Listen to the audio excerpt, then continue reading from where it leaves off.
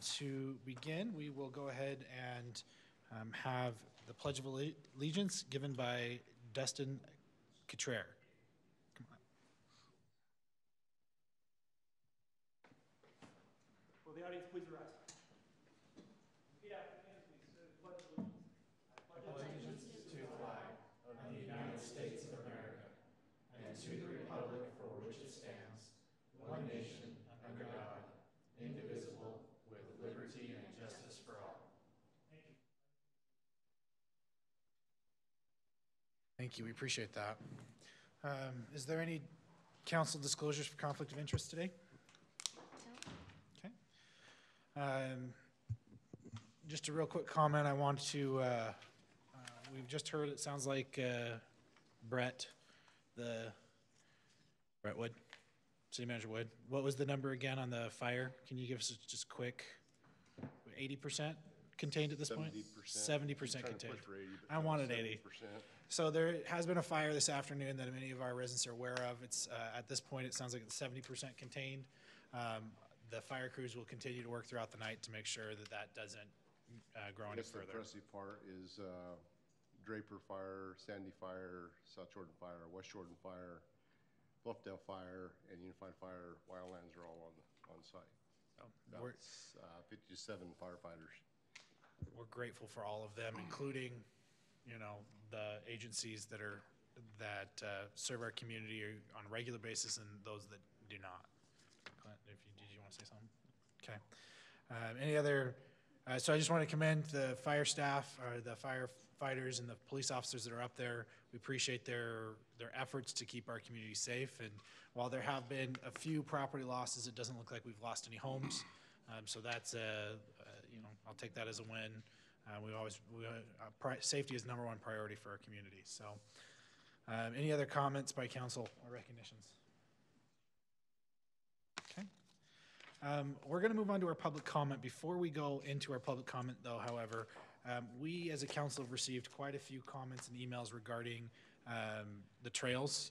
So if you are here for the trails items, we will be receiving a presentation from staff on that, and then after that presentation we will allow for public comment. So we would ask that you hold your comment until that time to make sure that we all have an opportunity to be working on the same information. With that, audience members that do not have an item for the trails are welcome to bring any item to the attention of the mayor and the council. Comments will be limited to 2 minutes, and state law does prohibit the council from acting on any items that were not on the agenda. So if you do have an item that you want to bring before us, we may not be able to act with you, but we can give direction to staff to bring it back at a later date. So with that, I have received a couple of comment forms. The first, it looks like only one right now that we're going to discuss right now, so that's going to be Ron Dooley. Ron, if you want to come up. Mr. Mayor, City Council, thanks for taking the time to listen to me this evening. It seems a bit ridiculous in light of the recent events. My name is Ron Dooley. I own a property in Rosecrest. Is it Rosecrest? 5334 Hidden Rose Circle. We've been residents of Herriman City for 4 years, going on 5 years now. In an attempt to fence my property, and I come to the City Council because it was the only recourse given because I can't buy property from the city, I'd like to build a fence. And the security fence that I'd like to build encroaches on city property. My backyard is against the ravine, a ravine, which has a trail on the other side. I didn't know the trail issue was an issue, but that security fence is critical to me, being able to block off. I'm one of the last homeowners that'll build a fence across, not across, but on the back side. I brought a plat map that I recorded from the city recorders, or the Salt Lake County Assessor's Office. I did have due diligence done with the surveyor who originally surveyed Rosecrest and reestablished those marks. So the way the property lines were drawn were not the property lines that I had understood when we purchased the home. Okay, I'm stupid. But with that, there's about a 0.1 acre space of flat graveled area that's been taken care of that is not on my property. It's actually city property that opens up into the ravine. So really, I'm asking permission from the City Council to be able to fence that. That's all I have. So it's not an item that we could act on right now, so we can't really have a discussion. But what I, on behalf of the council, say is that we'll have you meet with members of staff and get some more details that can be passed on to us so that we can review the request. Great. We'll discuss it among ourselves and decide what we want to do moving forward with that. Thank you. I appreciate it. Good job. So that's the end of the comment forms for anything other than the trails. Is there any other, anybody else that would like to come and make public comment at this time? Okay, seeing none, we will go ahead and move on to our next item. Mayor and council board and committee reports. Are there any reports from the members of the council? No. Okay. Then we'll move on to item 4.1, Olympia Hills project update. Michael.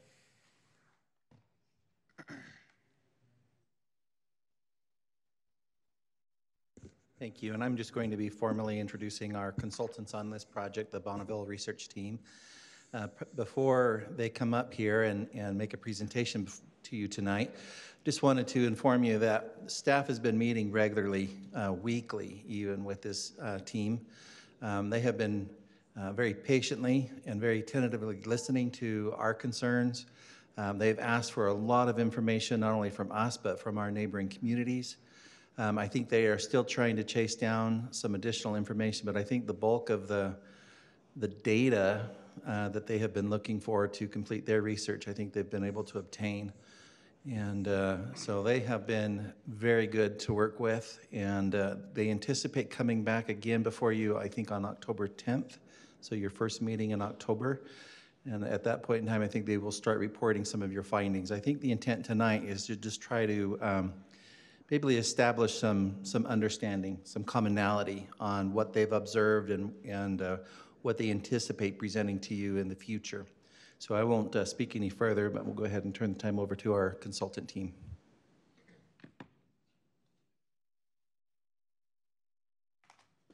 Good evening. Bob Springmeyer, and then with me is Tom Burdett and Jim Taylor. Thanks, Michael. We want to thank Michael and his team and Blake.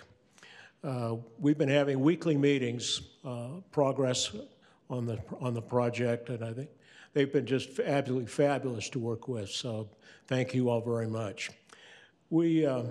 Michael actually is the drafter of this, but this is our study objective, and it appears at the top of every one of our weekly agendas.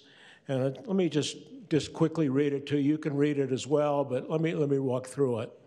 It's our study objective, and it's to provide Herriman City with a supportable and defendable analysis of the gross maximum residential density of the proposed Olympia Hills development that does not compromise the quality of life of the adjacent residences.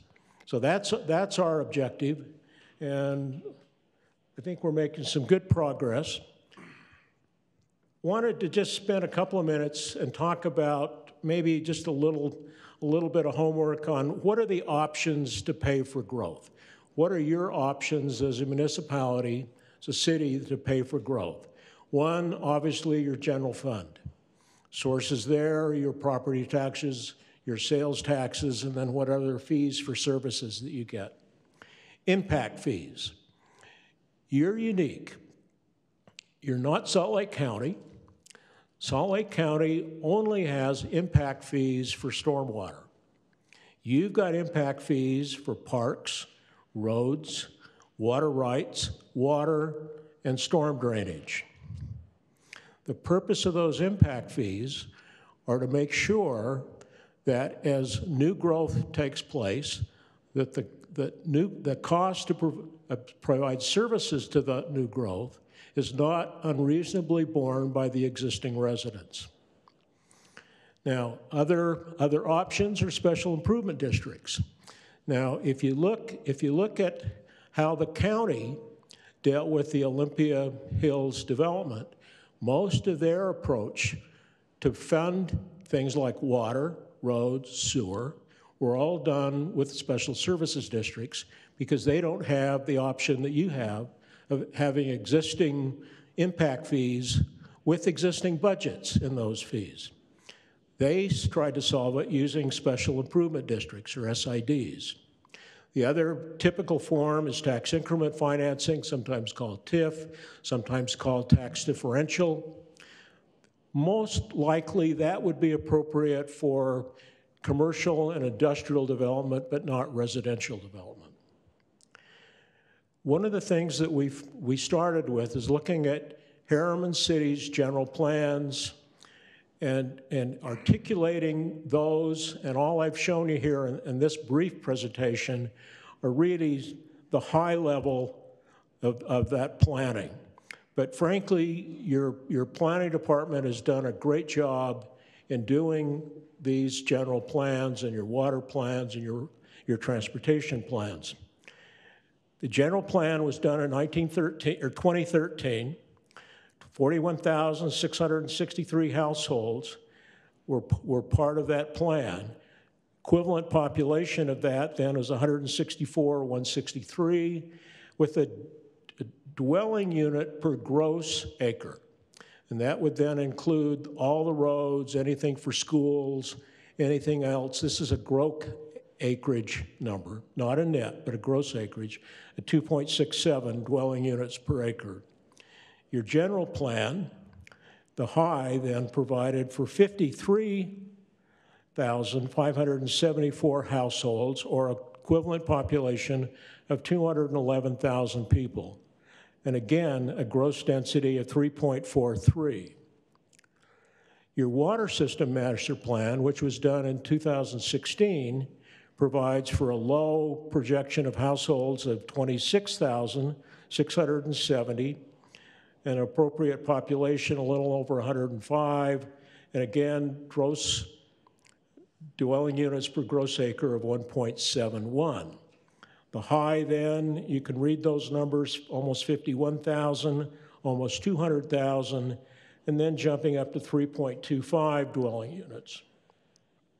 Your transportation master plan, looking out at 2026, households, 27,000 roughly, 76,000 roughly in population, and employment, 13,000. They're the only one that use employment in their traffic modeling.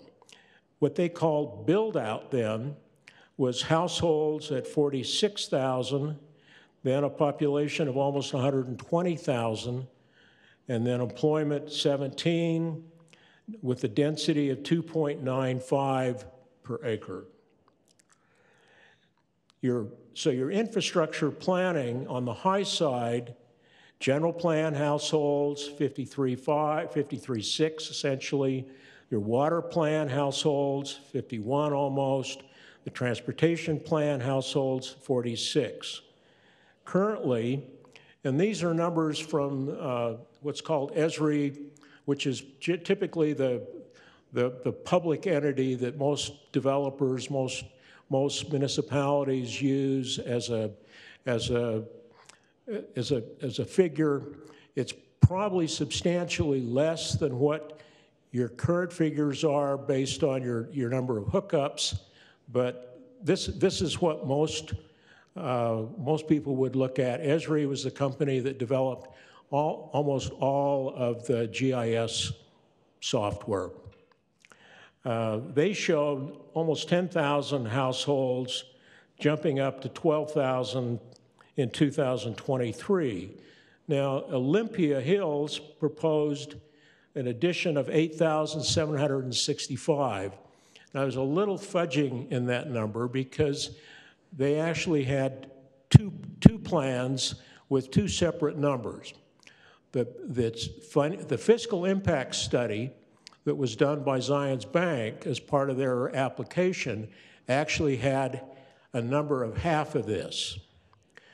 The transportation plan, their other parts of their plan used this higher number, and frankly, my speculation is that when the project began, they were thinking of the lower number, but as it progressed through and having to use special improvement districts then to pay for the infrastructure, they had to get a density up that much higher. Speculation on my part, but you know, Zions does pretty good work. It doesn't normally come in at something that low. So that's where we are right now.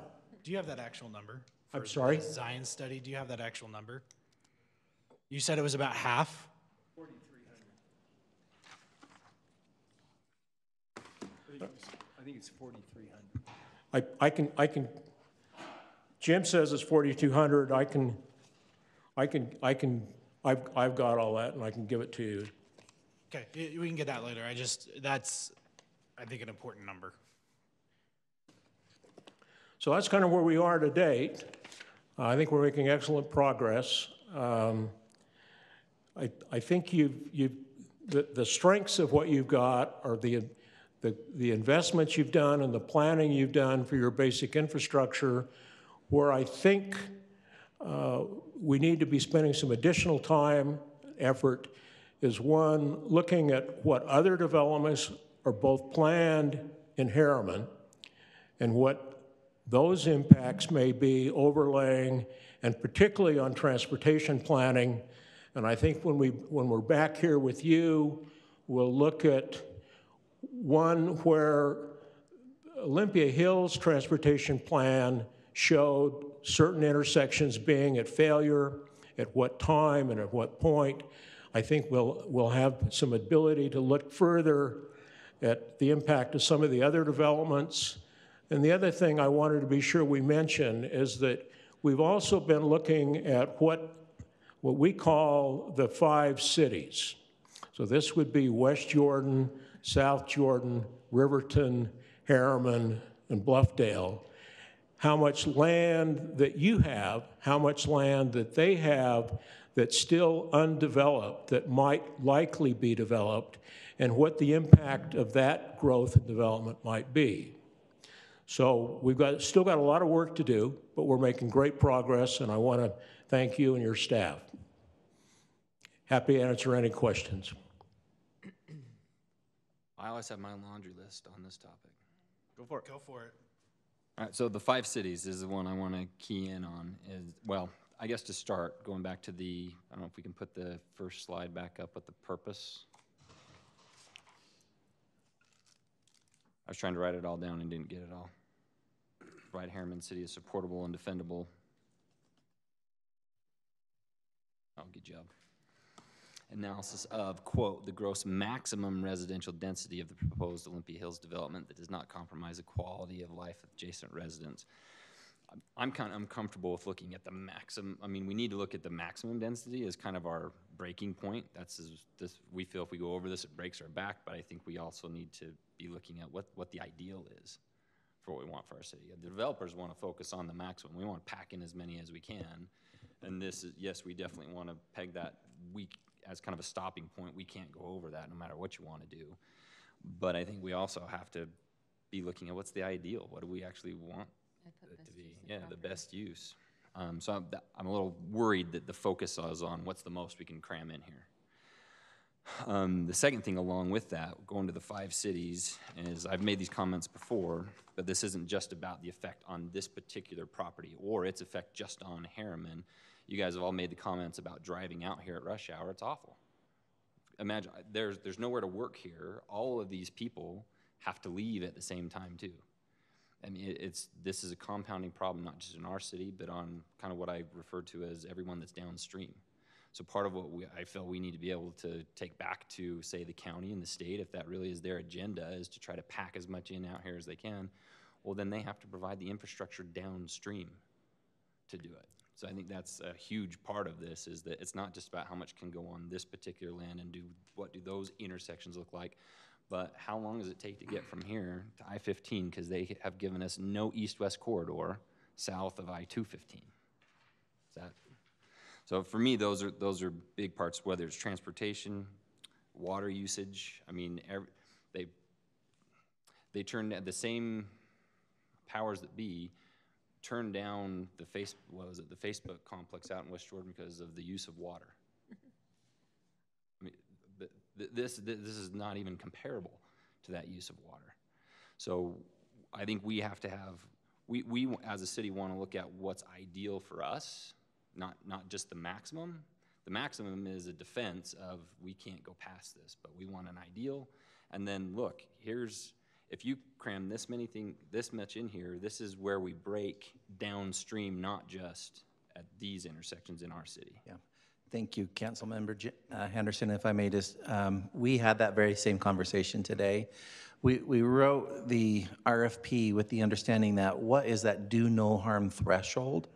But in our consultants' research, what they've identified is not only do we want to identify that number, but what is the appropriate density for this piece of property that actually is consistent or reflects our community values as expressed in our current general plan.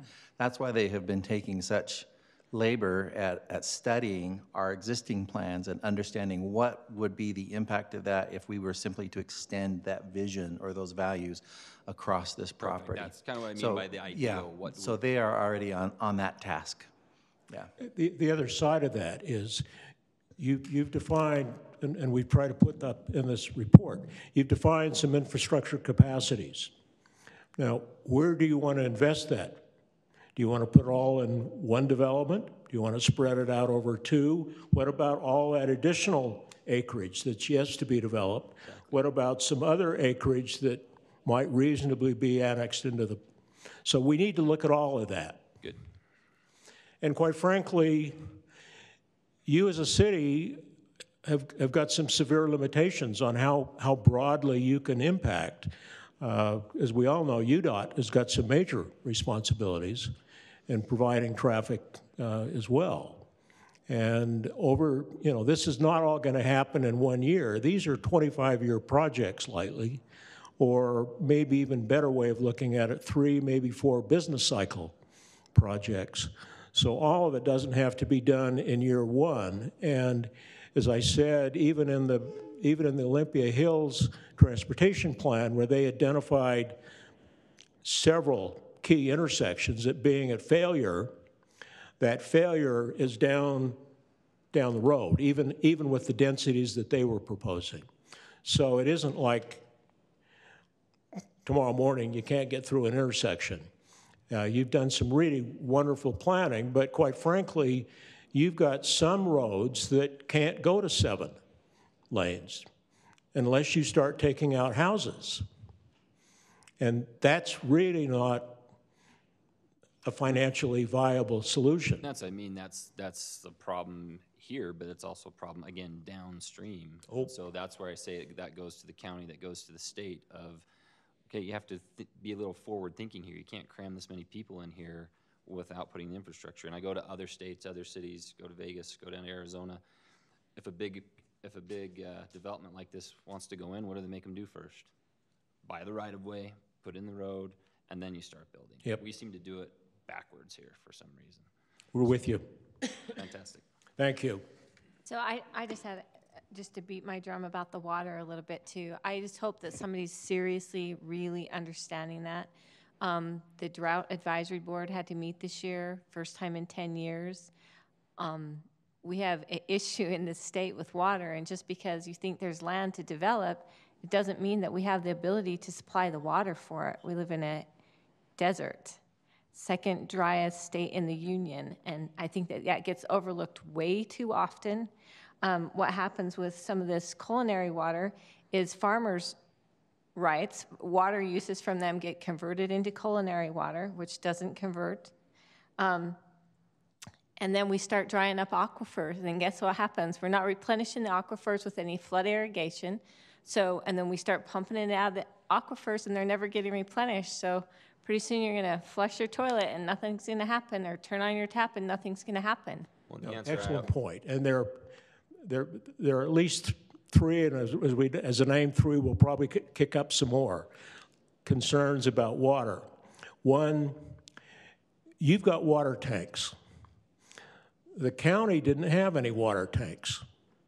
So if you think about it, let's just pull a number out of the air. Let's just say a water tank is, what, $20 million? Pump and the line. The tank itself is probably about 4 or 5, and then you have to build a pump, it's another 4 or 5, and then the water line's another. That's the engineer. So it's 20 million. So the first house, the first house that's built that's going to have that water is going to have to pay for some form of that tank. Then you've got to get the systems to get that water there. You've also got to buy the water. If it's available to purchase is the problem. It is not a commodity. It's a natural resource that somehow... Well, it is. All of it doesn't have to come out of the ground right there. Yeah, you've got. But it is a problem. The Jordan Valley Water Conservancy comes and gives us a report that says, yeah, no, we will have a shortage if we don't continue to expand operations. And that's the answer we always hear from the developers here. Oh, we'll just purchase it from Jordan Valley. And then we talk to Jordan Valley and they say, well, there's not an unlimited supply to purchase. But you're already a customer of Jordan Valley. Right, as long as there's water to buy. So for you to be, you're a clear asset in acquiring additional water from Jordan Valley because you're already a customer. And your growth has been part of their planning to provide sufficient waters for you. You don't necessarily have to put in wells to service this project as long as you've got Jordan Valley backing you up like you do. No, That's one of your real assets as a city. Sure, and I agree with that, but again, I've just pounded the drum that's if they have additional water to sell. Yeah, and I don't mean to make the overall water and acquisition of water and how we distribute water and why M&I water, all the municipal and industrial water, is really only 22% of the water that we use and consume in this state. But as we talk about the larger issue and going back up the ladder to the county, the state, et cetera, it is a big part of that conversation. It's the overall infrastructure. I think we see it on an acute level out here that no, just keep putting it in, it'll be fine, without the thought of, and that's why we have the issues that we do with our traffic and water and all the issues that we're having out here. And this sort of, at least for me, I won't speak for the council, at least for me, the attitude from the powers above us is that there is no problem. We'll just keep packing it in over there. We're talking about limited resources here. Exactly. And again, one of your major public policy decisions is going to be, you've made these plans, you've made investments in your infrastructure. Now, do you want to spend it all on one development so you can't do somebody else? Or do you want to try and deal with it on an overall planned approach? And that's really what we're trying to get to. I appreciate that. We're venting a little bit at the same time, but that narrative, I think, is really what we're looking for. I'll pass the baton. Thank you. Okay, thank you, appreciate it. We're gonna go ahead and move on to item 4.2, Herriman Police Department update. Chief Troy, car. Did it again. Chief Troy is just fine. I'm good with that. We did it. We're at week 3 on Monday, 3 weeks left till launch. And we got our 4 sergeants on board. We already had Greg here. So Sergeant Zach Adams, Casey Davies, Lex Bell, Ben Ricks, and Greg Shaver, who was with us already, have now officially started their duties as sergeants and the training that will encumber them through the rest of this week. They got a little bit of a break tonight in their training when we sent them out to help on the fire, and they're pretty excited to go. You could tell they're ready to get out on the street and go. Too bad they have to make up that training time. Yeah, they're going to have to make it up. You bet. Sorry, Chief, will you give us those names again? I've met them all a few times, but... Yeah. So Zach Adams, can I tell you a little bit about him? Please. Absolutely. Yeah. Zach Adams. Chief, can you pull that mic a little closer to you? Zach Adams comes to us from Utah County, and he was a SWAT officer down there, persons crimes, property crimes. He kind of had done it all. When we took him from Utah County, they were very, very upset with us, and we were very happy to get him. So Zach comes to us. What he'll do here, obviously amongst his patrol duties, he's one of the 5 patrol sergeants. Zach is the team leader for the SWAT unit. And he comes to us with a lot of experience from the Violent Crimes Task Force and those kind of things, VFAST. Casey Davies comes to us from Cottonwood Heights, and Casey has a lot of experience in SWAT as well, and persons crimes. He's been there and done it too. Before that, Casey was with Taylorsville, which was another startup agency, and he told me 2 days ago, he says, what I really like is building, but I'm done. I'm here. So I was glad to hear that. He went to Taylorsville for the opportunity to help them build, and he went to Cottonwood Heights for the opportunity to help them build, and he saw Herriman and thought, this is last stop off the train. I'm going to go here and help them build. So Casey Davies will be our armorer, but he's also the assistant team leader on the SWAT team. He comes with a lot of experience in that bailiwick. So he has spent several weeks now building guns. Basically, that's been his duties, is to get the weapons systems up and running, make sure they're operational for the guys that will be starting on the 26th. And going through 35 FNs was a lot of work, right? So Lex Bell comes to us from UPD. You all know Lex because he worked here at Herriman in the precinct before while we were transitioning. He was still working there. He is going to be a sergeant. Lex is a SWAT sniper and an instructor. Does very well in that venue. He will be doing that as well as he's a violent crimes task force kind of guy. So he'll be stepping into that role. Ben Ricks is another name that you'll recognize. He was a Unified Police Department canine handler. And so Ben comes to us with a whole lot of experience in the canine field. He's a national champion. And the city manager and I, Brett, got to go watch the dogs work the other day in a selection testing. I'll talk about that here in a minute. It was amazing to watch him work with the dogs. He really is good at that. So, and then lastly is Greg Shaver, who's all near and dear to our heart. You'll know Greg from working in the precinct as well. He was the lead detective in the detective unit. He was promoted to sergeant when we transitioned to Herriman Police Department. And is currently just chomping at the bit to get out of training and start working with the guys. So a great group of folks. Greg, I might mention, is going to be the motor sergeant. He comes to us from Unified Police with a lot of experience in riding Harleys. So very good at that. Again, they started Monday. One of the interesting things that happened when they started early on was the quick transition. We took them from point A to B to C to D to E through F. One of those stops was at Skaggs Uniforms. And they were there at 7 o'clock in the morning. They opened early for us, and we literally walked the sergeants in there, and they had an employee waiting to take each one. Took them by the hand, fit them with the uniform, done.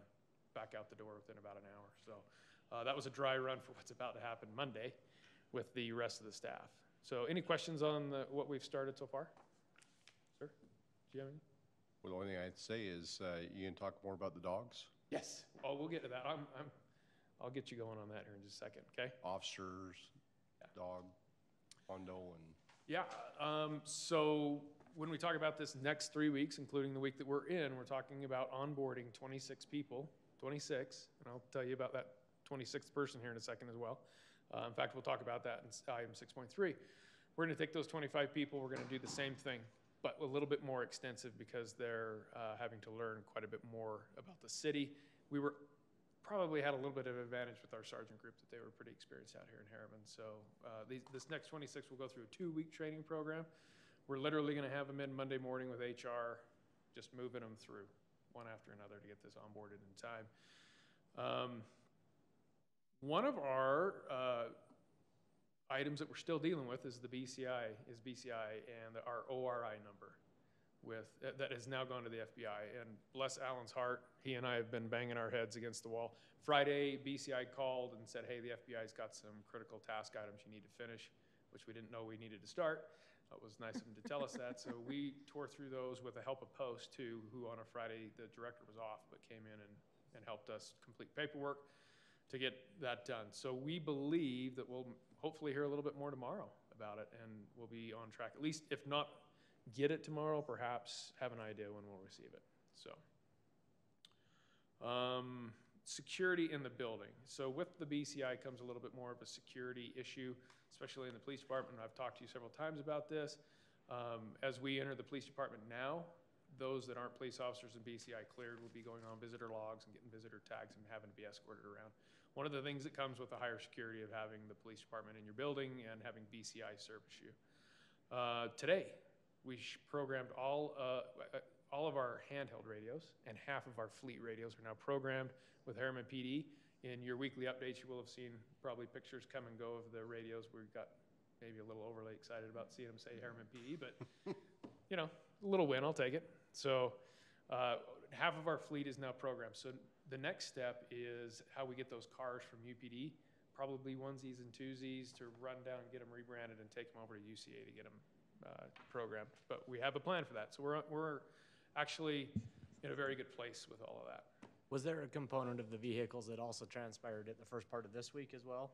I'm sorry? Was there a component of the vehicle transfer that took place this week as well as next week, or are we all focused now on Along with the sergeants, is that? Yes. Yeah, so actually UPD's ahead of schedule giving us cars. Excellent. And I'm really excited about that, and I'll talk more about that. Well, no, I'll talk about it now.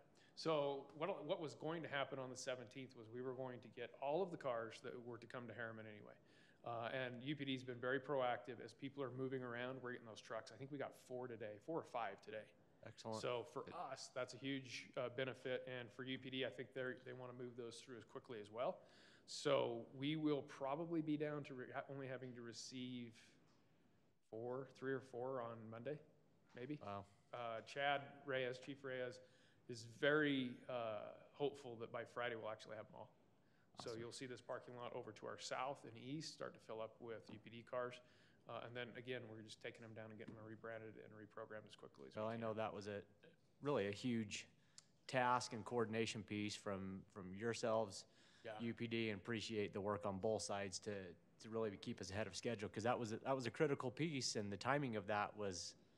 Yep, and we're down to the wire. Getting the assets in hand is great, but we're still going to be down to the wire getting the stickers put on. Rebranded. But having the cars in hand, and like I said, UPD's been great to work with. They've been handing the cars over just as quick as they can. Awesome. And we'll talk about some property transitions here in just a second too, where it's been working out fairly good. It was like we had planned. You know, things have started to being new from both angles of this. I think we've made some significant progress in that area. So once the bureaucracy got out of the way, then once you operations guys got things done. Yeah. And we might have mentioned that a couple times. Once we can get it down to operations, it'll move along quick. And Fantastic. Thankfully, that's where it's gotten, is down to operations. We can move it along.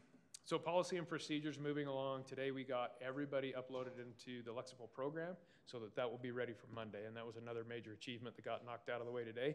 Another check mark on Cody's wall of things that we had to get done. And we're excited that that's moving along. So Jake Burns, Herriman High School. He is our SRO with Herriman Police Department that's working over at the high school in coordination with the Unified Police Department. The remarks we're getting back on him are fantastic. We couldn't have found a better pick. The principal's ecstatic. All the staff over there is ecstatic. City manager's been getting comments on it, and we couldn't be happier. They've called us, they've emailed us. I've talked to parents and teachers. They said we hit it out of the ballpark. He is so well accepted and so immersed in the school already. Yeah. So it's been a phenomenal fit, and appreciate the council moving forward and getting that hired before the school started this cycle. And wow, they're a rock star. You know, there are those moments during this process where you go, oh, I hope this is going to work out great, because we're moving very quickly and there's a lot of balls in the air right now. That couldn't have gone smoother. And the kids will now not see a transition. This will all be seamless through their school year, the administration. We really owe that to you to allow us to hire him early and get him into the school system. It was the right thing to do, for sure.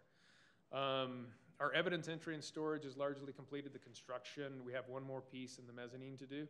Once that's done, we're complete as far as storage of evidence. The Butterfield piece is coming along nicely. We should have that fenced in no time at all. And at that point, we're ready to roll in evidence, storage, custody, all of those things. So let's talk about our canine. Brett and I got to go out to Butterfield Park and watch Queet and Paco, the 2 dogs that came to us from Belgium, and they do selection tests. And did we get an opportunity to see that on Facebook? I know they were going to upload some material to there. We'll get that up there as soon as we can. Basically, what we saw were 2 phenomenal dogs. Absolutely phenomenal dogs. And they're very, very young. I think they're 14 or 16 months. Cody, 14 months. Both Massimois? Both what? Both Massimois? Both Malinois, yeah. And they are absolutely phenomenal animals. Brett got to get exposed to a lot of the selection testing that I did for years. And it's an amazing thing to watch those animals work. And you know right away that they are born and bred for this. They love to go out there and do that. And they were out there taking the sleeve and launching. In fact, Brett said, I can't even believe how far that dog launched from full run. I'm asking council, can we buy them both? I couldn't really make a decision. Pack, he launched onto the sleeve about 20, 25 feet away and latched on and just didn't let go. And that young of a dog, understanding that, that's a big key piece. And then Queet, which I really liked him because he latched on, he's more methodical, but he didn't lose track. He kept looking back, looking for Ricks and making sure he was minding his P's and Q's before he had to go get him again. That was impressive, that young of a dog. And from what we saw from both dogs is they're suitable for our purposes, but we really try and fit the handler with the animal. And we were able to do that. Skylar Zobel from Utah County will be one of our officers that starts Monday.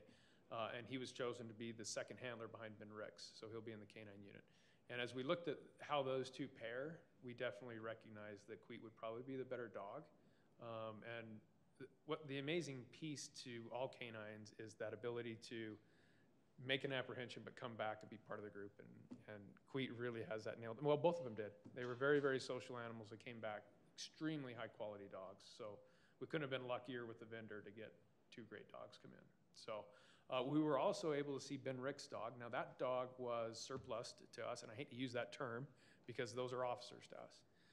However, we, you know, in the larger scheme of things, they are city property to some extent, and that dog was surplus to us from Unified Police Department. Let's say transferred.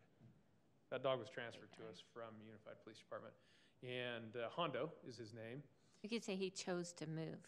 What's that? We could just say he chose to move. He chose to move. Yeah, he chose to stay with his officer. We hired Hondo to come over and be with us. Hondo's an interesting looking animal, for sure. I guess that would be the best way to put it. He's had some cartilage damage in his ears, so most Malinois have the ears that are up. His are a little floppy. We won't hold that against him. But a fantastic animal, and in fact took #1 in national champions for obedience, right? It was incredible to watch how the handler would back up with the dog and the dog would stay in a heel and stay tight, and beautiful conformance in those items. So we were able to see some amazing things from what's going to be in a fantastic canine unit. So did we hire Queet? We did hire Queet. Yep. He is Cool. on the police force, and he will, in fact, he'll be joining us the night of our... Plus you can say we can have Pack too. And there's another one that's coming from Belgium that's really good too. Yeah. Can we have them all? We'll see how Queet does with the oath of office. He'll be there on the 27th to be during the inauguration ceremony, and they too will be sworn in as officers. Do they get a good boy pat on the head too? What's that? Do they get like a good boy pat on the head when we do that? Not by me. Instead of a handshake, I mean, is it a handshake or is it a pat on the head for us as we go? I don't know. It depends on how far along in the system we are, if they can, you know, shake hands. Chief, I think we talk a lot about the dog and our attention to the assailant, and trying to make sure they keep him focused and all that, but we have the ability, officers we've hired, to train these dogs in multiple disciplines. It's not just a bite dog. Oh gosh, no. Or a search dog. It's a search dog, drug dog. Go ahead, would you elaborate on that a little bit about Hondo himself? Yeah, so apprehension, it will be probably the most minimal thing they'll do. What they really will specialize in is narcotics detection. They'll also specialize in evidence detection. So if somebody were to drop a knife after a crime and flee the area and we need to find it in a large area, those dogs are trained to go out and do that. It's pretty amazing to watch, and the Malinois are very, very good at it. So there will be other things that we will get into down the road. We'll probably have an explosives dogs. We'll probably have search and rescue dogs, to be honest with you, up in the backcountry. So one of the things I'm not particularly fond of are the cadaver dogs. Some people really like running them. I had an opportunity to train with one and got incredibly sick because of the material we were using. So cadaver dogs, I keep it in arm's length, and I typically don't let them kiss me either. And now that I think about it, I probably shouldn't let the drug dogs kiss me. So, but they're so cute. So We'll talk about randoms later. Right. No, well, we should probably talk about that now. Speaking of Queet and our canine program, the canine trucks that we thought were going to be delayed actually got here 2 weeks early. So they're down. They're going to be finished tomorrow with the branding, and then they go off to get the kennel system built in it. Yes. Our kennel systems are very interesting in that they're inside an expedition, and people get a little worried about that. But the system is set up such that and you'll see the car runs all night long when they're at work. That car will idle whether it's winter or summer. And they have a hot dog program in them, literally. So that if it were to get too hot inside, it starts sending messages, it sets off alarms, and it'll get to the point where it rolls down windows to try and keep the dog cool, and then it'll pop the doors open so the dog can get out. So our system is fairly foolproof to make sure that we don't have a horrific incident with our dogs. And to that end, it's an extensive build, so those trucks will be really close to inauguration night, but we want to make sure we get one here so you guys can see it. I think it'll be an amazing piece. Again, swearing in ceremony is set for September 27th, the night of, and we're getting a ton of help from communications and events. They're doing a fantastic job getting stuff in place for us.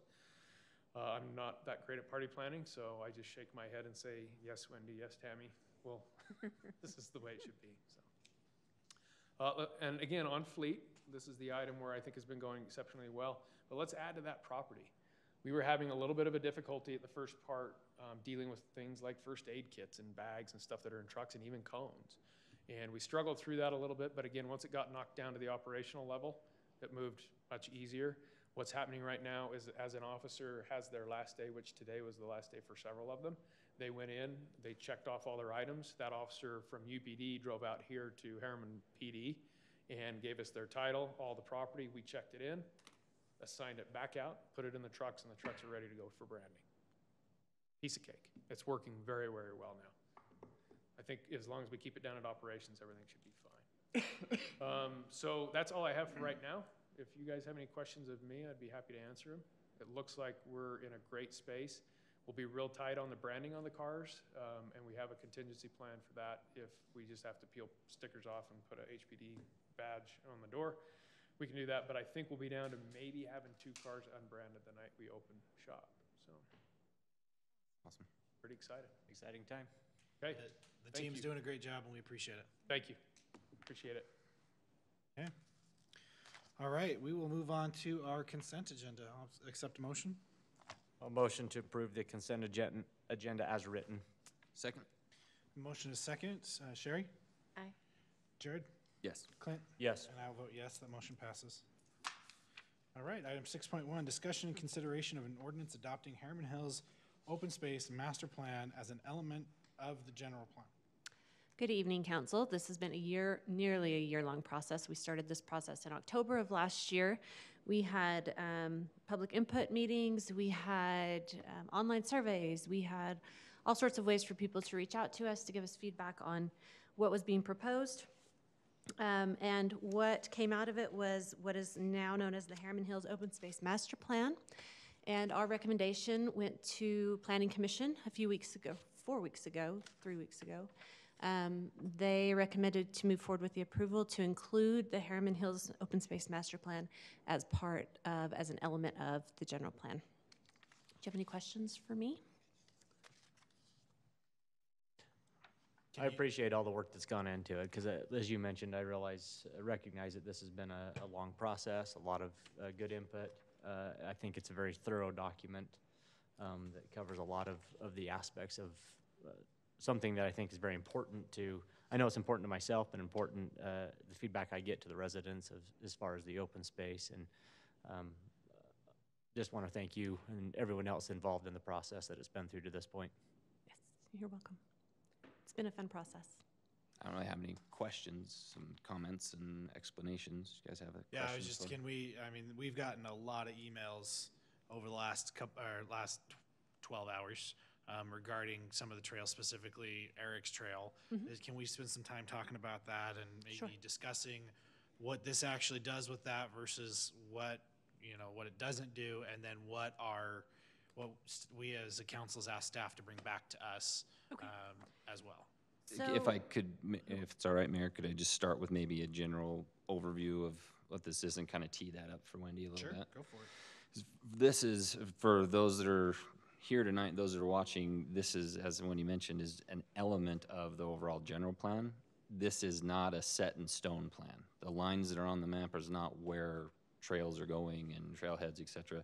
This is similar to our general plan of zoning. This is what we anticipate going in this area, and when it comes time to do that specific piece, then we'll go through the process to approve that particular area.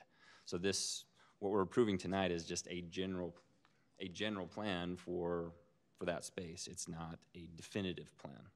It's something that is going to be mended as we go. So what you're seeing is not set in stone.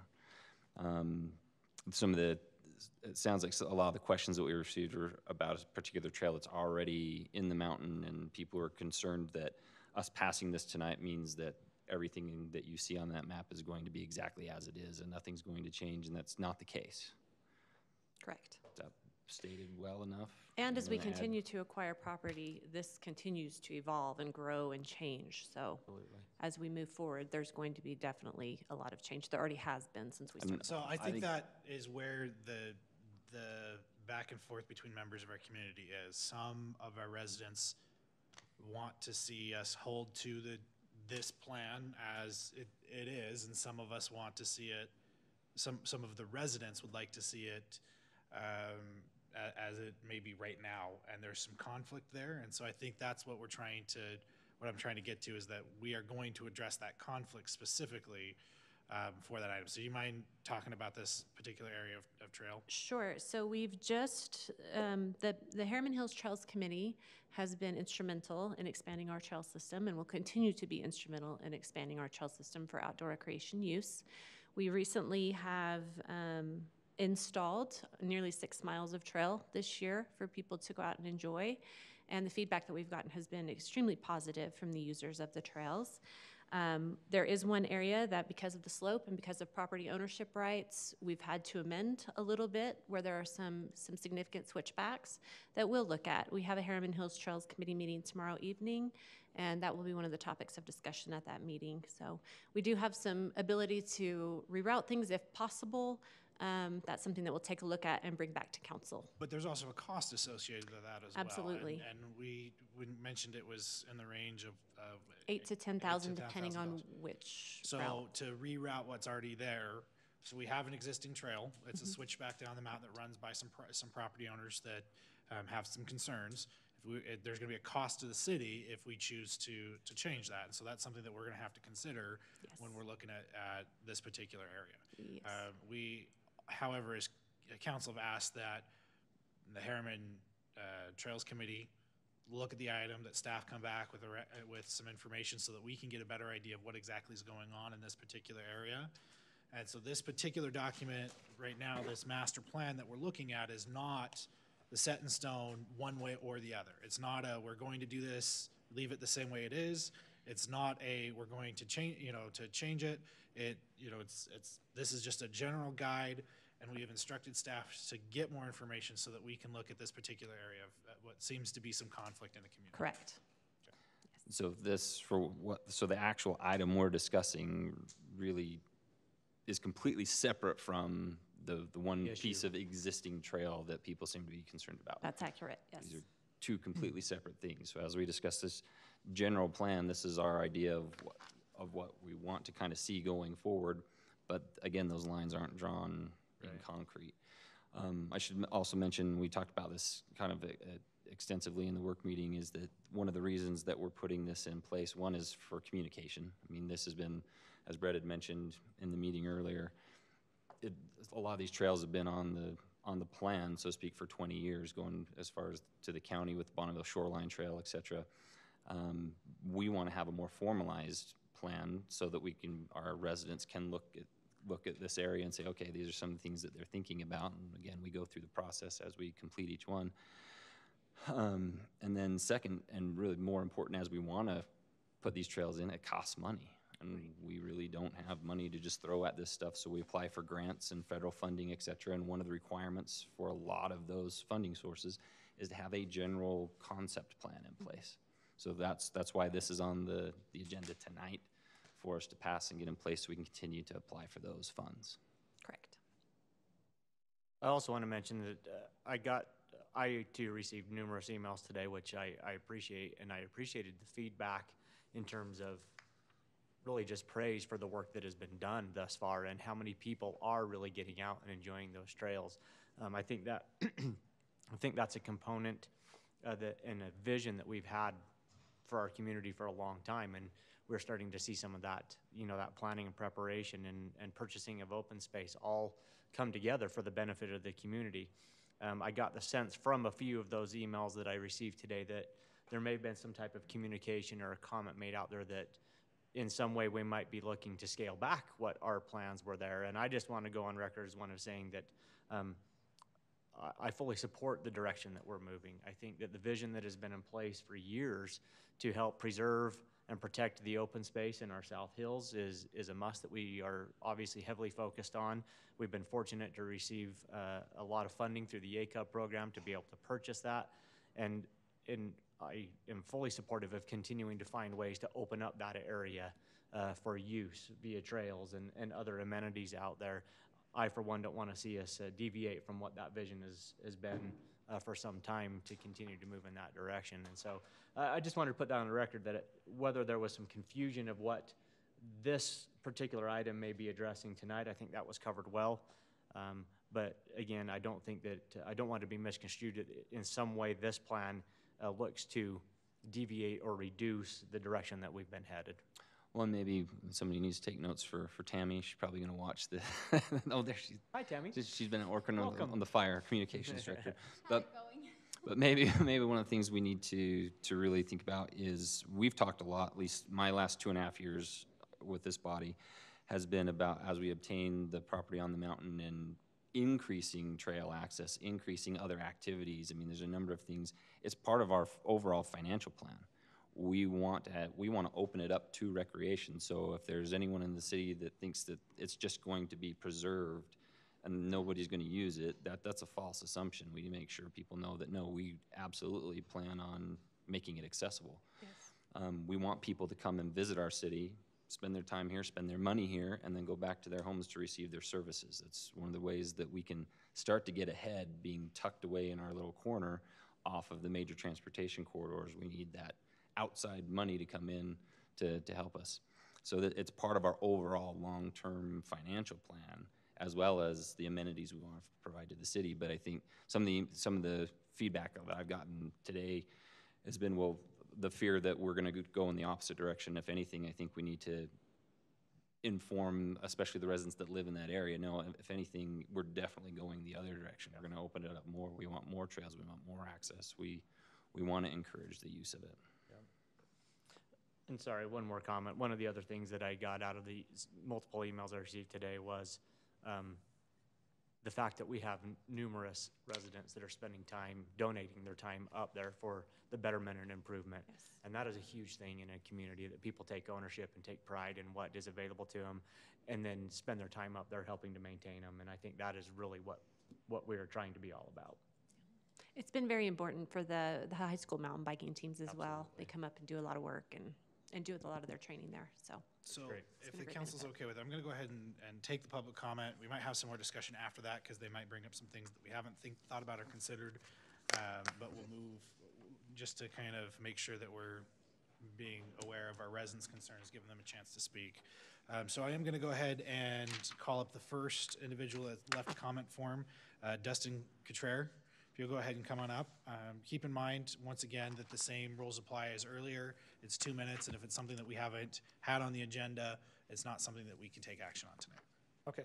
Before I start, can I have a little bit longer than 2 minutes, as I represent multiple homeowners? And I think my comments will subdue a lot of the comments that follow after me, and it will address a lot of the concerns. I'm here to represent We'll give you a little bit of... Well, I'm talking like 2 minutes, 30 seconds. I'm not going long. Okay.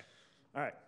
Thanks for your service. My concern is with the trails behind my neighborhood. According to Trail Forks, you can accurately measure the amount of trail. There's exactly a half mile of trail behind 3 homes. Not only is the length an issue, but the vantage point that is above our property lines.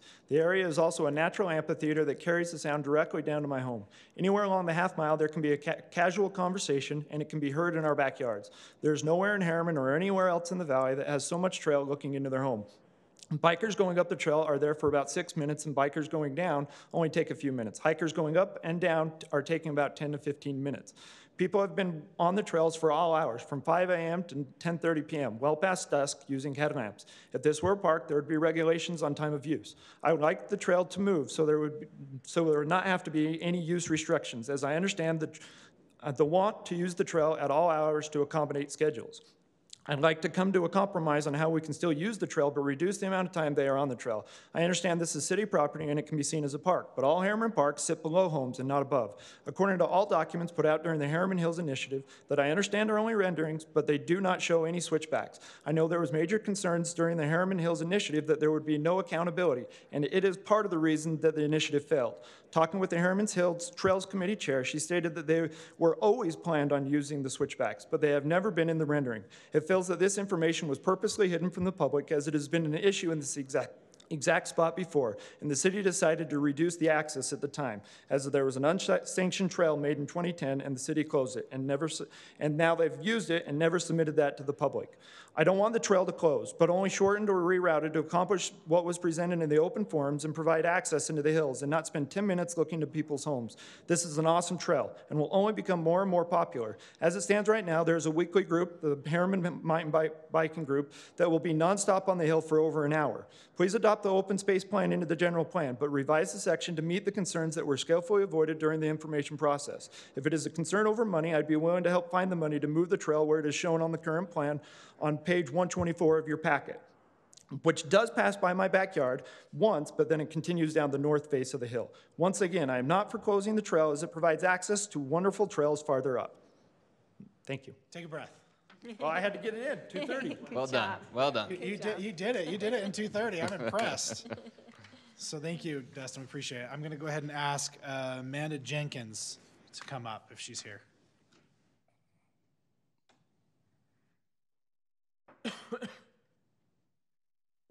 My name is Amanda Allen Jenkins. I am an avid trail user. I run, ride, and hike the trails in Herriman. I've been here for 15 years, and it has been an adventure to use the trails in the canyon and the Herriman Hills and to watch them evolve and expand.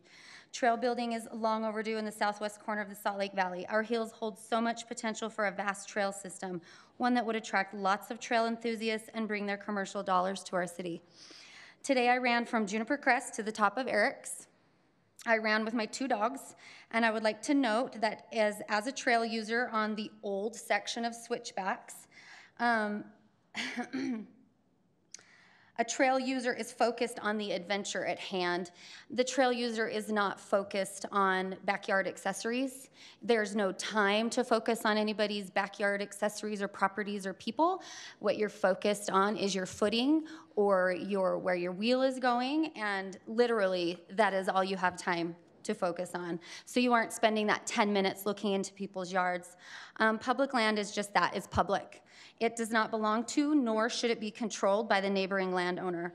There are way more taxpayers so this is my little comparison. There are way more taxpayers that care about trails than there are a few landowners that are upset about things like they can see into my yard, or mountain biking's too noisy, or the switchbacks are too dangerous, etc. What if we, the tax-paying trail users, said, hey, you didn't give public notice that you were building there and you live too close to my public land, and I don't like you watching me while I run, bike, or hike, and that sounds silly.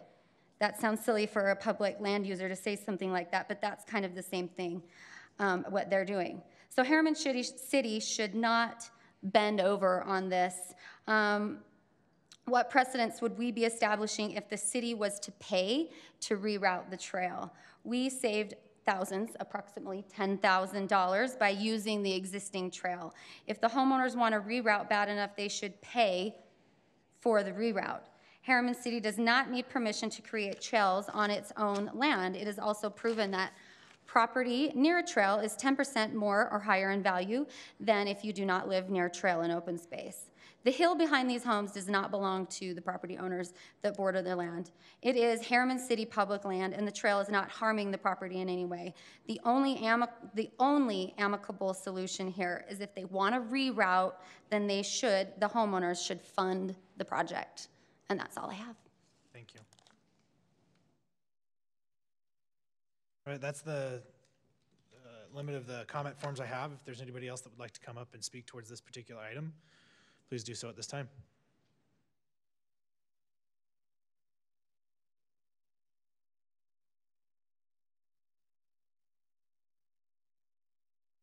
Hi, my name is Brittany Fonsbeck. I'm just here to represent the Herriman mountain bike team. They are an awesome group of kids. If this is an issue, we hope that I agree with her that if the three citizens, which he said has an issue with them, they should pay for it. If it's a problem, a sound issue, these kids are only riding as a team for a few months.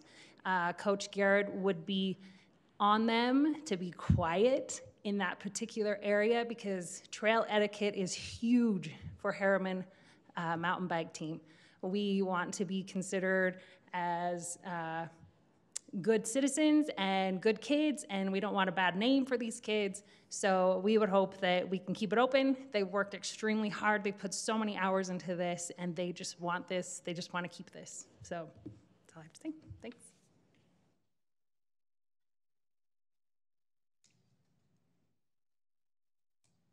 Okay, seeing no further comment, we'll go ahead and close the public comment portion of this. Comments by council.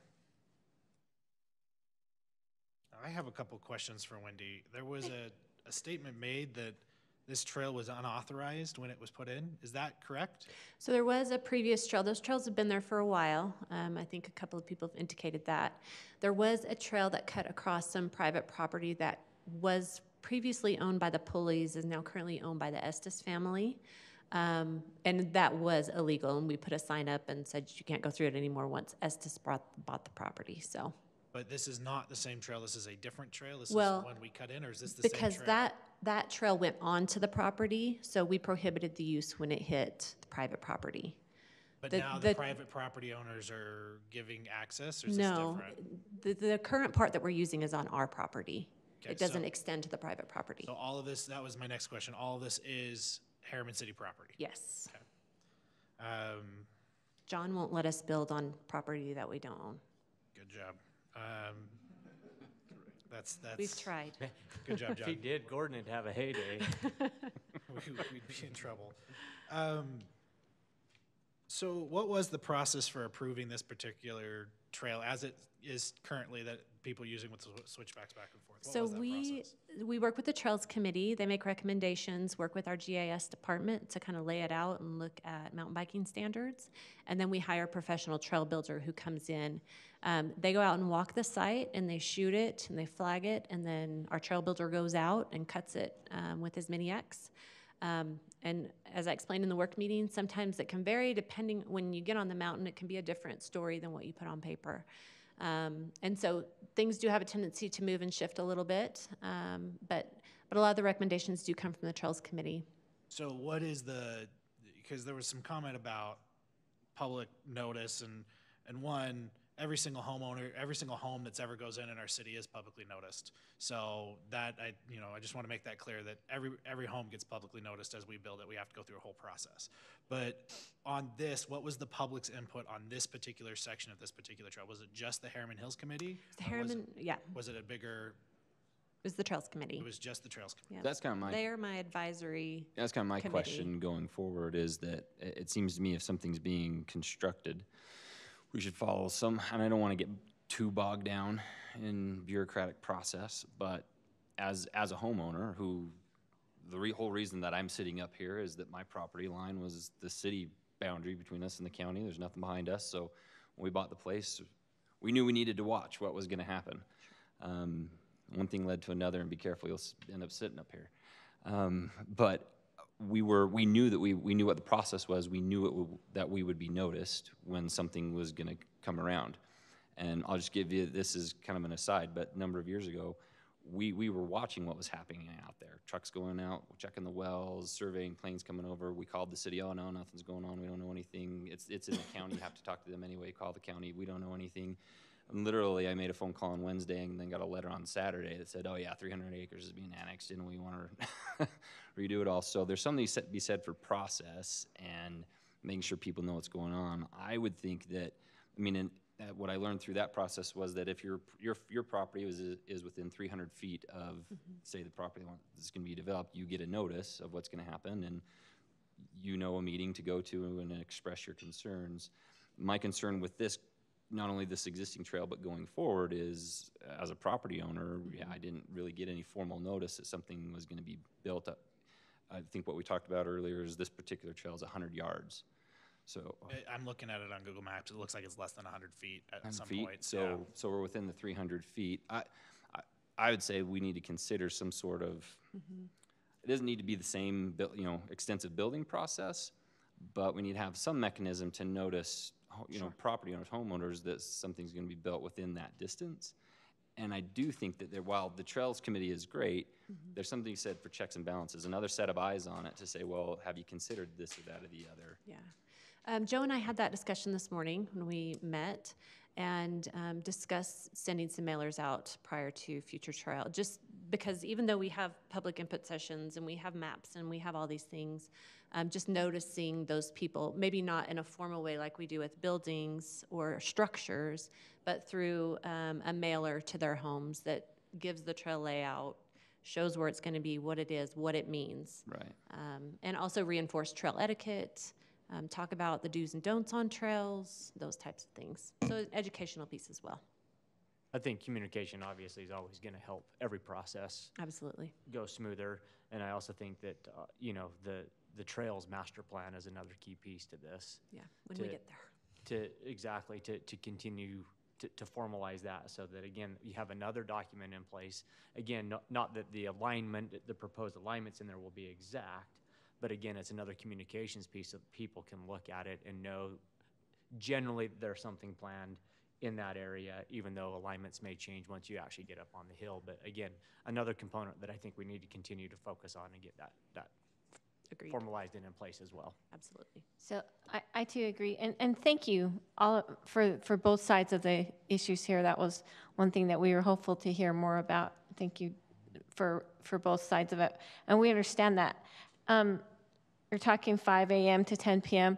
I feel your pain on that. It's like when you can really hear somebody behind your house at 5 o'clock in the morning or 4 o'clock in the morning, it becomes a little bit nerve-wracking, wondering, are they on the trail or are they in my backyard? Because sometimes the acoustics can make it sound like they're in your backyard. So it's probably something else we need to take a look at, understanding that. And then when I think about that too, then I think to Chief Carr, is it make it an issue for safety too, as far as you can't patrol those trails very easily. And so if you've got people up there in all hours of the night, then you wonder, is this really a safe environment? If we're promoting these like parks definitely have this is what time you can hang out here till, if not, you're up to mischief, so go home. And so I think that there's definitely some valid concerns there that we need to really address. I don't know what the right answer is, but I agree that those things need to be considered and discussed, so we can make sure that they continue to be something fun for these mountain biking kids to go and partake of. That's important, but they also have to be responsible for the local residents to feel safe too.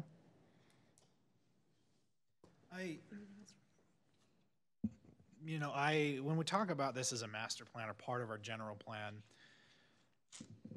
I have some concerns because the general plan is this weird document that legally we have the right to enforce certain things based on our general plan per Utah State Code.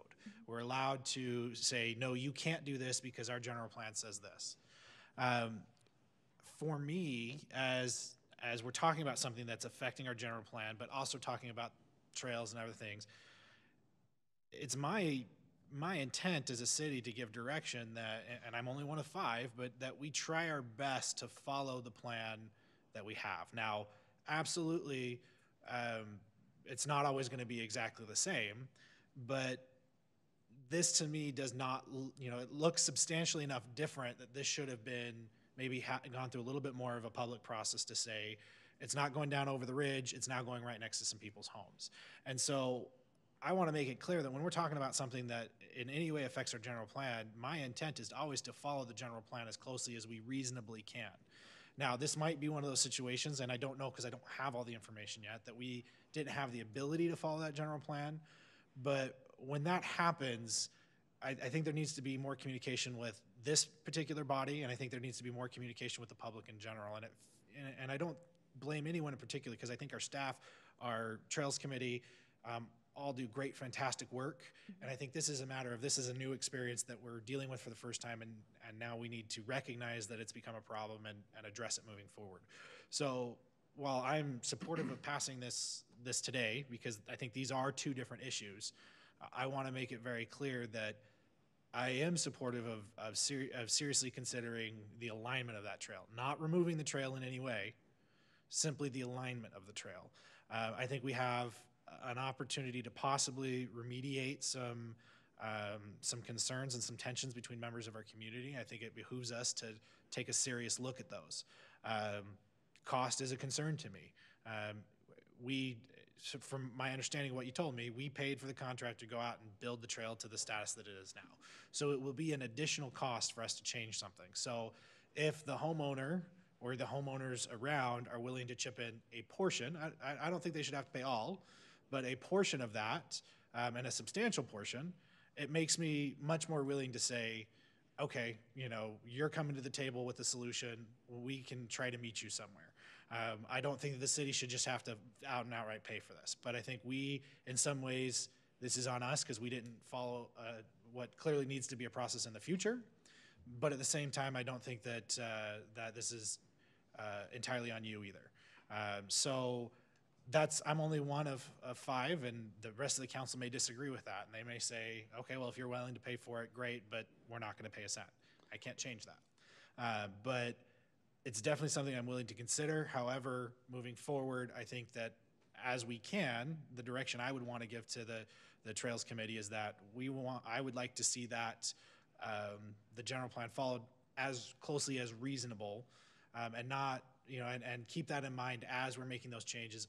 Is there a way to relatively easily follow that? If not, okay, let's talk about it. Can I just bring up on the trail that we're talking about, this plan wasn't adopted. And so what happened is we had a developer that came in and paid for the trail. It was part of their approval process when they brought in their subdivisions, part of the Rosecrest subdivision, to bring the trail in. So it went through a fairly lengthy process. They agreed to pay for everything. Through that process, they trespassed onto the property, and so they paid to pull it off the property. So that was all went through a fairly decent process. Then what happened is that was the Pulley Estes property you're talking about? Pulley Estes property. So later on, we got additional property. The Trails Committee just completed the trail that had started. Now we're adopting a trail plan that, and so what was put in is roughly what was approved back years ago when the Rosecrest project was coming in. So again, the council can elect to change any of these things, but I don't want a thought that there was not a process other than we trespassed. I think what we're all kind of saying is that in the future going forward. I mean, we're doing something unique. This doesn't really exist in most places, as far as the trails that we want to do and actually owning the mountain and whatnot. So I think what we're all saying is that we maybe need to establish a better process as we start to construct these trails, because as I mentioned earlier, we're going to construct a lot of them. Absolutely. We want to increase access, et cetera. So we need to do. I think we need to have a better process to inform the public, get that feedback. And kind of the reason we have the council and the planning commission and our staff is checks and balances. I think we need to have the same thing with this process. The Trails Committee is great, but we need another pair of eyes on it. You know, did we consider this, that, and the other? So whatever process it is, but I think we need, for this item tonight, I think we need to go back and kind of separate the two, because this particular trail is not on the agenda. We can't decide anything, but I think we'd all kind of look for nods to kind of continue. We want to look at that particular issue in the future and see what we can do. Yeah, for sure. I think we gave staff some direction already in the work meeting, but for this particular item, I think that's what I'd like to say anyway, is that we need to have this general plan. It is just that general. The layout that you see, I would agree with the mayor. We need to stick as close to that as we can, but as we get up there and see that there need to be changes, we go through the process to make those changes. As far as the switchbacks, I would see, I mean, the maps that we see aren't topographical. So when it shows that line up there, I would look at it and say, well, if that's a steep area, I would assume for a hiking trail there's going to be switchbacks and things, so it's not going to be detailed foot for foot. But for this, I think we need to move forward with this item tonight, and we need to follow up with staff and create an actual process. Okay, as we actually go through to build these things, whether it's the trailheads, the actual trails themselves, the other activities we've discussed up there, we need to have a better process to go through and make sure we get that. I just want to be clear in that any trails that are in here are already outdated. So sticking with what's in here is not, we would have to redo the entire thing. So I think going we all forward, know we that can we're- improve the process as we add more and change things. We can create that process of checks and balances. Perfect. And maybe possibly communicate to our residents what currently is the plan, what we have as the plan, and communicate that out a little bit just to make it a little more transparency of this is what we intend. It doesn't quite match what is here, but this is, we want to be open about it now. With that, if there's no more comments or statements by the council, I'd be happy to take a motion, accept a motion on this item. I'll motion to approve ordinance number 2018-30, adopting an amendment to the Herriman City General Plan known as the Herriman Hills Open Space Master Plan. Second? Okay, we have a motion and a second. Clint? Yes. Sherry? Yes. Jared? Yes. And I will vote yes. That motion passes. Thank you. We will move on to item 6.2, discussion and consideration of resolution approving Herriman City's membership in the Salt Lake County Officer-Involved Critical Incident Task Force with its associated obligations and benefits, and becoming a participant in the Salt Lake County Officer-Involved Critical Incident Task Force Interlocal Cooperation Agreement. Chief. Thank you, Council, again. So this really is a Salt Lake County interlocal that has to do with the Officer-Involved Critical Incident Team. What that means is if there's a critical incident, there's one of 3 pillar teams that would respond, and those 3 pillar teams are West Jordan, West Valley, and Unified Police Department. I'm sorry, not West Jordan, Salt Lake City Police. They chose those 3 agencies to anchor the teams because of their size, and then what we do is we supplement those teams from all the other agencies. So we would be, yes, ma'am? Will you tell me which agencies again? Sorry. I'm sorry, it's Salt Lake City, West Valley City, and Unified Police Department. Those are the 3 anchors. Those are the 3 anchor pillar teams. And then the other agencies assign people to one of those 3 as designated by the district attorney's office. So what will happen is if we have an incident where there's a use of force that likely could have caused death, for instance, the Llewellyn case that was here in Riverton.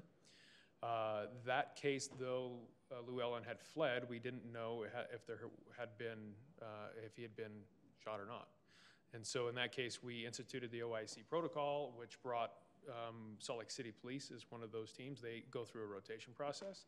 And along with that, the individuals, and you may have somebody on Salt Lake City's team from Sandy and from West Jordan and Herriman and South Jordan. So that's kind of how that works. By state law, it just says basically that you have to have an outside person or entity look at the reasonableness and lawfulness of a use of force, right? That could have caused death or did cause death. Here in Salt Lake County, we take that a little bit more broadly and specifically, and so we're asking tonight to be able to join that interlocal where Herriman Police Department, specifically our violence crime detective, could join one of the teams, and we could then participate in investigations across the county. We think that brings back to our city, in times like the Llewellyn case, both the efficiency, the contact information that our guy might have to get us information, and it would bring back a definite bonus to our city. Are there any police departments in the valley that are currently not participating in this? Not to my knowledge. Thank you.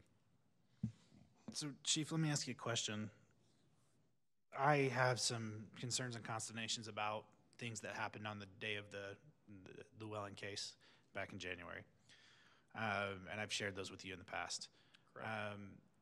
How do we ensure through this model that when we are in the middle of a possible active shooter situation, that we do not lose control of the incident to another outside agency who, due to this protocol? How do we avoid, making sure that it's our department and we have the responsibility of protecting our residents, and how do we make sure we maintain that responsibility and control if by chance one of our officers is in a firefight with somebody else and that individual gets away and there's a manhunt? How do we, that's a concern that I have from that event, and I want to make sure that that doesn't repeat itself. So is it a matter of, how do we make sure we stay in charge of our own active event? That's really my question. There's a couple different philosophies afoot. And in the Llewellyn case specifically, it was Sheriff Rivera chose to turn that investigation over in its entirety to Salt Lake City.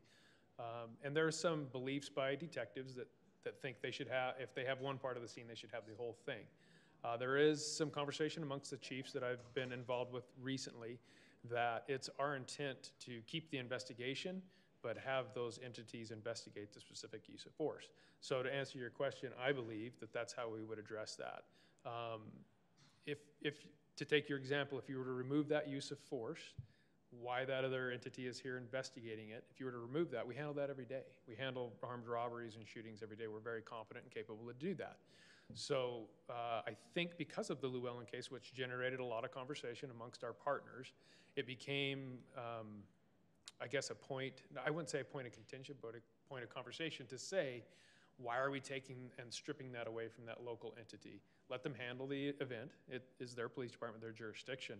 But let's join in and be a cooperative partner, not only identify whether that use of force was reasonable and necessary, but also offer them assistance while they basically take the lead in some of those specific investigations. And as you know, on the Llewellyn case, we had, I think, a total of 3 or 4 crime scenes. We had the house, and we had the parking lot, and we, down the street where the car was recovered. So as those things unfold, and in the event of Herriman Police Department, we would be looking for those partners to come in and assist us with this, especially regional partners, those that neighbor us, to help us more closely. And we're looking at task force type things to address that type of item as well with our partners. Correct me if I'm wrong, but I think the optimal word was choice. A choice was made to hand it over to the other agency. It wasn't something that was necessarily mandated, and that was the choice of basically of UPD at that time. We were merely a precinct of UPD, so I think maybe the answer is that we do have control now that it's HPD. And I agree. I think it's just something I wanted to call out specifically as we're looking to participate in this model, that if we have a situation, which hopefully we won't, we all know it's going to happen eventually, but maybe it's years and years from now. But I would hate to be in a situation where we're waiting on, an agency that's 45 minutes away when we still have an active situation, in our community. That's my concern, is that the people who should be protecting our residents are the people that work here. Right. And I don't want to ever, I want to make sure that we've protected ourselves in this situation, that we don't have that happen again, and we make sure that we continue to go after the person that, is putting our residents in danger. And I think in dissection of that event, we learned a lot, and how better to handle those incidents. And specifically, we learned that although it's active, we don't just sit on one component and ignore the other. Does that make sense? So that we can run parallel an investigation and the pursuit of the person who, in this case, did a mass event, really. That's what it turned out to be. So it would certainly be my focus that those wouldn't be turned over. And like I said, it has spawned a lot of conversation. And I think it's probably some of the other chiefs now are starting to understand this a little bit better and say, let's make this a little bit more of a cooperative event, even though you're here for that one purpose, that OICI purpose, which is absolutely important and required by law, that we work as this, take it at a more global level and work at a more close partnership. Thank you, Chief. I appreciate it. If there's no more comment or questions by the council, I'd be happy to take a motion on this item. I'll make a motion to approve resolution number R45-2018, approving Herriman's membership in the Salt Lake County Officer-Involved Critical Incident Task Force with its associated obligations and benefits, and becoming a participant in the Salt Lake County Officer-Involved Critical Incident Task Force Interlocal Cooperation Agreement. A second. Okay, I have a motion and a second. Jared? Yes. Clint? Yes. Sherry? Yes. And I will vote yes. That motion passes. Item 6.3, discussion and consideration of a resolution approving an interlocal cooperative agreement between Herriman City and South Jordan District regarding school resource officers. Chief. So earlier you heard me mention a 26th officer, and City Manager Brett Wood and I had a unique opportunity to meet with the school district and have a conversation about more officers in their schools. And I'll never turn down that opportunity because I strongly and truly believe in officers being in our schools. You know that because our school resource officer unit's going to be a fairly large unit. And I always believe in paying it on the front end to reap the reward on the back end. And being in these schools with these kids and developing partnerships. We've committed to do that with the DARE program from elementary and hand it over to an officer in junior high and then hand it over to the officer in high school. I believe that we had a little bit of a bottleneck in our junior highs happening where we were splitting time between two junior highs and with that splitting an officer. And I don't think we had that continuity piece, and we always felt that that was kind of that clunky wheel part of our school resource program. So as we had this conversation, we met with the junior high principals, but we also met with the district themselves, the administrators, and it's certainly the district's desire to get officers in their schools because it's a good security piece, but it's also a good partnership piece, and it's good for the kids to have that exposure. And at the end of the day, we walked away saying we wanted another officer, full-time officer in the junior high so that we could split them, one at Copper and one at Fort. And to that end, we were able to go down that road and make it happen. We found the funding. Jordan School District funds a large portion of that. And with that, we were able to hire the 26th person. That 26th person that will start with Herriman Police Department, his name is Ron Rice, and he just came here today from California, literally passed his post-examination today, written and physical. He had some blood all over him. It was interesting. Strangely enough, it happened during the vertical jump. Sorry, Ron, if I exposed that. But at any rate, he is super excited. He's moving down here over the weekend. He's ready to go on Monday. So with all of that being said, we're asking if we can get involved and get that interlocal in place. We'll make a comment for the public, if anybody that's interested. The financing, I think, is interesting. I always, prior to being involved in all this, I always assumed that the schools paid for the officers that were there, and it's different wherever you go. The way it works out in this area with Jordan School District is the cost of an officer is roughly, and as we've learned over the last year or so, that number changes a little bit, but roughly $120,000 or so per year for the officer salary, benefits, equipment, etc. Jordan School District pays $50,000 of that. The actual entity pays the rest of it. His employer is Herriman Police Department, not Jordan School District.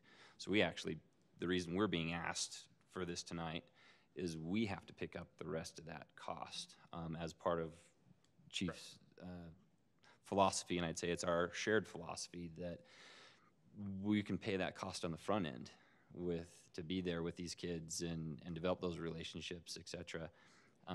Rather than pay it on the back end if we didn't teach them the right lessons and provide some pathways. So, but I just want to make sure people are aware how that actually works. Jordan School District isn't paying 100%; they're not even paying half of it. But they did come to us and offer to pay for that $50,000 for another officer, and we all kind of jumped at the chance and said, absolutely. Correct. And to that end, we do reap the benefit of them during the summer months, and there are some school districts that pay substantially less. One of them pays, I believe, $12,000 a year, school district north of us. So we feel very fortunate that our partnership is willing to pick up that much of an officer. And like I said, you know, the philosophy that we share is important to have these guys in the school. And I will also mention now their own police department, there was a substantial amount of time that our officers were out of the school doing training the 40 hours. And not only just that 40 hours they'll still have to do, but there was a lot of travel time involved throughout the rest of the county where they needed to go get that training. That now will be in our city. So we will see much less time taken away from those schools and much more time spent at the schools with our own police department. Okay. Just 2 quick points that I want to make. One, absolutely agree with the philosophy that officers in our schools is an important thing. Establishing those relationships, being that mentor and that coach that's there from a different background, I think is hugely beneficial. Strongly support that. And the second component of that is back to the financing piece of this is that yes, the school district is picking up a piece of it. We're picking up the rest of it, and we're able to do that within the existing budget. Yes. We have looked at that there's not going to be another increase in terms of what that tax rate has been set for the service area and what we're going to collect. We're able to fund that additional piece and component, pick up another officer within the existing budget, so there will be no increases in terms of what we're collecting from the residents in order to make this happen. Right. And it's a decision that we get to make. I'll just point out, as the board member with UPD, the process for this would have been we go back to UPD and ask them, can we? Accurate. Yeah, And it It could have taken a year or two to get done. I probably wouldn't have happened in this school year. it becomes a cumbersome process, and oftentimes I saw it with other precincts. It was, well, we only have a certain number of people spread out. We don't have somebody to put in the school. Right. Even if we want to pay for them, we don't have someone. And that might be the case for us later on. We can't find people to hire, but we're fortunate in the situation that we're in right now that we've got. We're really in a great position. I'm just coming off the heels. So if we get an affirmative tonight, we can go ahead and move forward and start putting that 26th in place to begin with us Monday. So well, let's do that. Like I said, he's ready. We're just we need to get that affirmative. Let's do that for you then. So Okay. I'll accept a motion. I'll make motion to approve resolution number R46-2018, approving an interlocal cooperative agreement with the Jordan School District regarding school resource officers. A second. A motion and a second. Sherry? Yes. Jared? Yes. Clint? Yes. And I'll vote yes. That motion passes. Thank you very much, Thank you, Chief. Councilman Appreciate it. Item 6.4, discussion and consideration of a resolution accepting a petition for annexation filed by Kennecott Utah Copper LLC for further consideration and related matters. Jackie. Mayor and Council, we did receive a petition for annexation by Kennecott Utah Copper LLC, and it has been presented in your packet. We did kind of go over a timeline, and right now we're on schedule for the annexation to take effect January 1st.